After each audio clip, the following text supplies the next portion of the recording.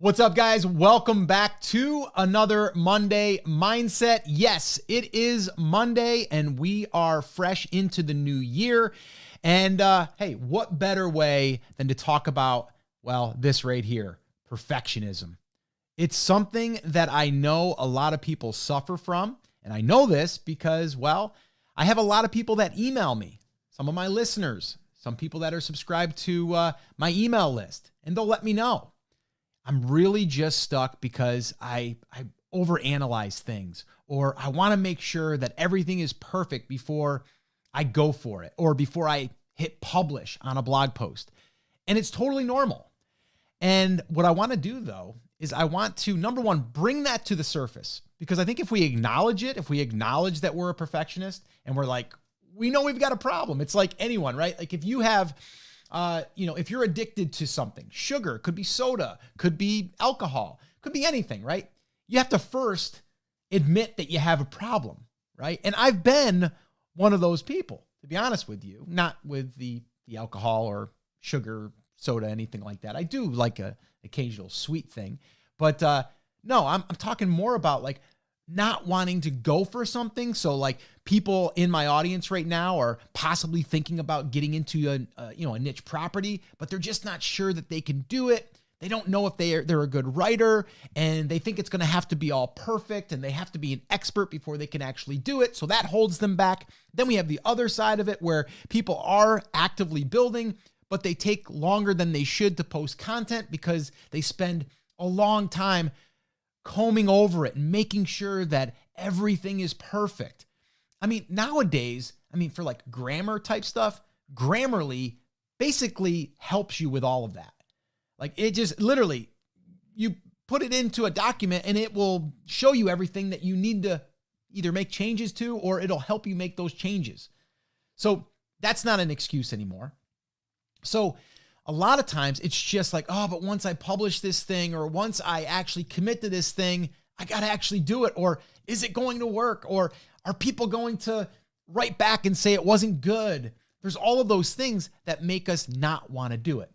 And what I want to do is, number one, bring that to your attention. If this is you, if you are a perfectionist, it's normal. There's a lot of people like you, but there's also a lot of people that have overcome this. And my wife is pretty much a perfectionist in a sense, to where, well, I'm going to share a couple of stories with you. All right. And a couple of them have to do with her, because in the very beginning, it was holding me back that she was a perfectionist. All right. And she was like holding me back in a sense, because I was like, well, you're right, I probably should do this. And then I wasn't actually putting something in action because we were holding ourselves back. All right. And so with that being said, let me just kind of share this with you, because I think it's important for you to see a story and one that I've went through. So this way here, you can see if it's relatable to you, or if you've ever been in that situation, but also how I overcame that and how I do now. And I've got a totally different philosophy now than I ever did. All right. So the very first thing I'll share with you is our photography story. So you guys probably know my story. I wrote a book, Take Action Effect, which kind of goes through my entire story. If you haven't picked up a copy yet, you probably should. TakeActionEffect.com. Go get a copy. Or go search on Amazon. Basically, the photography story is really quickly when we were starting our photography business, my wife knew nothing about photography. She read some books. There wasn't even really a lot on the internet at that time. There wasn't really YouTube stuff. So it was a lot of reading out of a book. And then, the self-doubt came in. Am I good enough? Are people really, am I qualified? Are people going to think that my stuff is good? And so you go through all of that stuff. And then eventually we got past that and said, you know what, we'll just do it for friends and family. And then maybe we'll do it for some of their friends and family. So it's not like we're really going out there in the public. And then we started to do it for paid customers. And when we were doing that, it's funny now when you look back at the very first pictures that we ever took and that we ever got paid for, it's almost like you cringe. You're like, oh my gosh, like really? Like I thought that was good, man. But the cool thing is it also shows you how much you've grown. So you have to look at it that way. Now, were those pictures terrible? No. To our eye, as we got better, we started to see those imperfections when they didn't, right? They just saw us capture a moment on a set and they thought it was great. We were more or less looking at it as a technical side or maybe composition or something that we didn't really think was perfect, but it didn't have to be. The people still got what they wanted. We got paid for it, but we were able to grow as we got better. Same thing goes for like a niche property. If you're creating content, your first piece of content, probably not going to be your best, but you're going to get better as you do it. And you're going to look back and go, wow, that wasn't that great, but it served the purpose and it did okay. And I learned from it because we learn by doing. I've said that over and over and over again. If you want to get a result, you have to do. You have to take action. And if you're constantly feeling as though it's got to be perfect, you're never going to actually get it to the action phase, right? You're not going to actually get it out there where it can get a result. Let me share another story. So I was starting to take our photography business and bring it online. This is way back in the day. This is like when YouTube was just starting. I think digital photography was just starting. And I didn't know anything about the online space or anything. And I started building a little email list. Back in the day, I was using Aweber and I was building a little email list. And then I started writing emails. Well, you guys know, if you, any longtime listeners know, I'm not really very good. I wasn't very good in school. I'm not a good writer. I'm not a good typer. And if I didn't have Grammarly, it would be hard for me, right? Because I fall into that I'm not really a good writer. I'm not really good at English and punctuation and all of that. Like, I'm just not that good at it. And it's not that I couldn't be, it's just I was never really that good at it. So that was holding me back. So then what I decided to do, before I would write an email, I would give it to my wife, who is pretty good at that stuff. And then she would look it over and go, I don't like the way that that's phrased. I don't know if you should say it that way. And And then I just said, you know what? I threw my hands up. I said, it's not even worth it. I don't even want to do this. Like, I just won't send emails, right? Because it's going to take too long. I'm going to write an email. You're going to go over it. We're going to spend a day going over an email. And I'm not kidding you. We would go over an email that was probably 300 words long, maybe 400 words long. We would go over an email for hours. And I was just like, no, I can't do this. So then one day I decided, when it wasn't in necessarily like with Lisa's name attached to it, because that's the other thing, like Lisa didn't want to be like the one that was sending the email because it was going to look bad. And so I said, I'll be the one. And if I don't look good, right? If I don't look like I'm educated, I guess, because, you're going to have people out there, they're going to judge you now, then I do. We'll just see what happens. Worst case, people send me emails. And you know what? I did have people that sent me emails and said, Scott, you forgot, a comma. You spelt this word wrong. You didn't use the right, you didn't say you are, you did your, and you didn't put the apostrophe. And the whole, like, I went through all of that. The cool thing is I became a better writer. I'm actually a much better writer now because I forced myself to write. The other thing I did is I didn't rely on Lisa to look over my stuff anymore. I said, I'm just going to put it out there. What happens. I'll take the brunt of it. And I did. And guess what? We built that business from email. Okay. Back in the day, from email, we built that to a 6-figure business.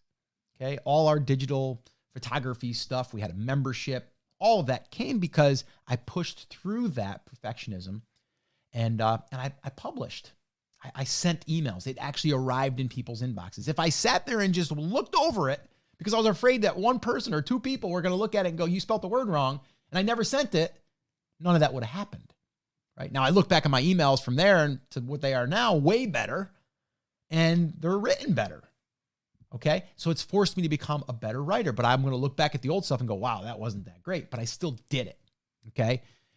The key here is you have to start. You have to get over the perfectionism, and I want you to acknowledge it today and say, I am going to publish, or I am going to make something real by actually putting it out there. All right? It's scary, I know, but the only way that you're going to get a result is to put it out there and to make it go live and to publish it. Okay. And I'm referring to, content because we talk about niche properties and all of that stuff, but you have to start. Another example of this is the podcast. So if you're listening to this on a podcast, I personally wasn't going to start the podcast. At the time, The Amazing Seller, now Rock Your Brand. And that was over 6 years ago. And I had the talk with my wife. I'm like, I don't think I'm going to do it because I don't know. Is anybody really going to care? Are they going to listen? Do I have what it takes to be an expert or to share my stuff? Like, who am I? I started going through all of that. And then my wife was the one at the time that said, hey, what do you got to lose? Look what you've done before. You've helped a lot of people in the photography space. Why don't you just do what you did there and, I don't know, record a handful of episodes? So I gave myself a 25 episode little pilot, let's call it. And then I was going to assess and say, hey, what happened here? And guess what? Here we are over 1,000 episodes later, and it's been a pretty good run.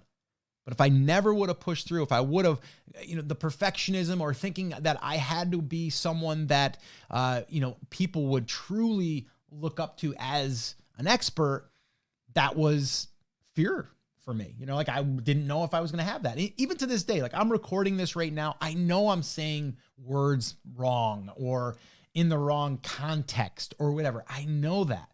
But guess what? The way that I get through that is I say, listen, there's going to be people that listen that go, Scott says that word really weird, or he says it wrong, or he doesn't use it in the right place. And then there's going to be people that go, that's just Scott. Scott's cool. He's, we're friends, we're a lot alike. And that's what I'm really focusing on. I know there's going to be people out there that are going to judge. I know that. You put yourself out there, it's going to happen. But I know the people that are going to be affected in a positive way outweighs that. So I have to think about it that way. So that's how I get myself through that. So what you need to ask yourself is, if you've been on the fence, if you've been on the sidelines, you're not yet in the game, and I'm talking about like the online business, and in this case, niche properties, our digital real estate, the things that I'm focusing on, and a lot of you are now. If that's what we're focusing on, we need to create content. If we don't create content, we don't have a chance to rank on Google. If we don't have a chance to rank on Google, we can't get traffic. If we don't get traffic, we can't get paid. End of story, right? So we have to get through the perfectionism of thinking that our blog content needs to be perfect. All right? So I want you to think about that and ask yourself, is that what in fact is holding you back? Is that something that you do struggle with? And if you do, acknowledge it. Look at it and say, hello there. I know that that's part of me, but I'm going to beat you. And I'm going to challenge myself to get out of my comfort zone and actually put a piece of content out there. So my homework for you, my little 7-day challenge, which I did have a 7-day content creation challenge a while back, but what I'm challenging you is to do something that you don't, or that you haven't been able to do because you've been thinking it has to be perfect. And I'd like you to make a commitment to yourself to get that thing done in the next 7 days. So put it on your calendar. What is that thing that you've been kind of going back and forth on, whether it's, you said you're going to pick your niche, but you've been back and forth because you don't know if it's the right one. You need to validate it, but I don't know. Is it right? Blah, blah, blah. All of these excuses. If that's the thing, it's because it's perfectionist in a sense, to where you're like, it's got to be right or I'm not doing it. And I would rather say do it half right, but at least have something that's out there that has the potential now. So even if it's validating a niche, doing keyword research, and then picking a topic to write on, whatever it is, give yourself 7 days, write it on the calendar right now, and go do the thing, and make sure that you come back a week from now and see if you've actually, in fact, did it. And if you didn't, make sure you get it done. And that right there will start to give you the confidence and the momentum to do it again and again and again. Because guess what? Nothing bad is going to happen if you write a piece of content and it doesn't do well. Nothing's going to happen, right? So you got nothing to lose. The only thing you can do is gain the knowledge of actually completing the task. All right. So guys, that is your Monday mindset. How to end perfectionism. Today is to actually do it, even if it's not perfect, and push through and get that thing out there. The only way that you have a chance of winning is to actually get in the game and not sit on the sidelines. I'm going to give you a little nudge, push you off the sidelines, get you in the game, so that way there you at least have a chance to win the game. All right, guys, so that's it. That's going to wrap it up. As always, take care, take action, have an awesome, amazing week, and I'll see you right back here on the next episode. Take care, guys.